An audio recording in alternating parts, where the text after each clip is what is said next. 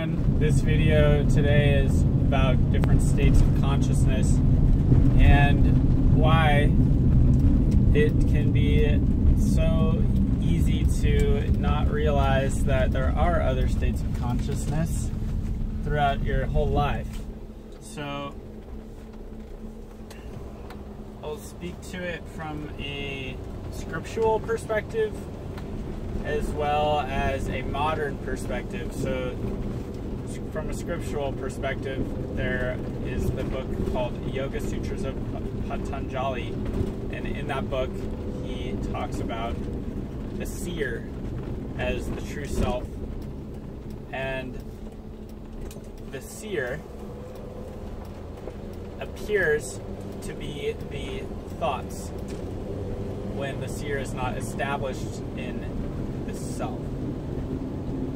So that means that when the seer is not aware, self-aware, self-realized, or absorbed in one's own being, then the seer appears in front of his own awareness as something else, and believes that he is that, he or she or whatever, whoever you want to call it.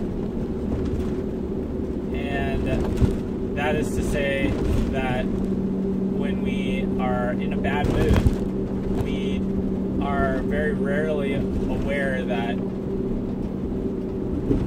usually bad moods go away and good moods come after, or that it's possible to do something to change the bad mood, or if we're angry, it's hard to see any other perspective besides that anger, and it can cause problems. And so that's a very practical application of that kind of idea, that to even have the inkling of the idea that it's possible to flip and change our consciousness and the way, the quality of it and what it's affected by, and to get more and more awareness of ourselves in that way, so that we're more aware of the kind of states of mind we're in throughout our lives. So it's kind of like a fish swimming in different colors of water. The fish doesn't realize it's in water. Fish thinks that water is life. Humans are kind of the same way. We're in a similar predicament. And only when we get fresh water or we get different color water do we think that the world is different. And then there's also quantum perspective that's attached to this kind of idea of changing our perspective, in that when the things that we look at, when we change the way we look at things, the things we look at change, which means that the observer is not different than the perceiver.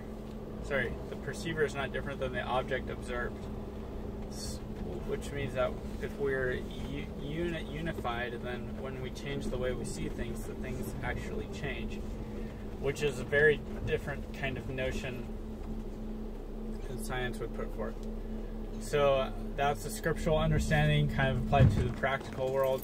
And then from a modern psychological perspective, there is William James, who is a Harvard psychologist, and he was the one who had that original line, which was,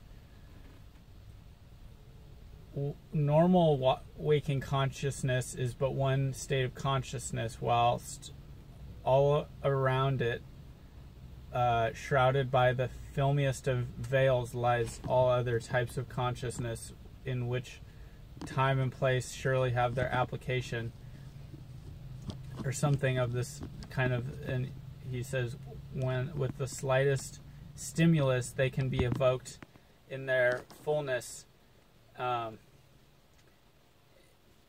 and basically the point is that we're not aware that we can change our minds until our minds change.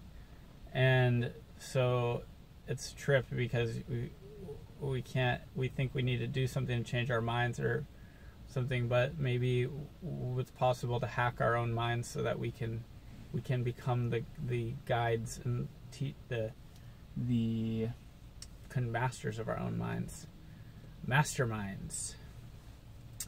Anyway, I hope that this idea resonates with you, and if you have any ideas of how to become a mastermind, please let me know, because I would really like to know. All right, have a great day. Peace.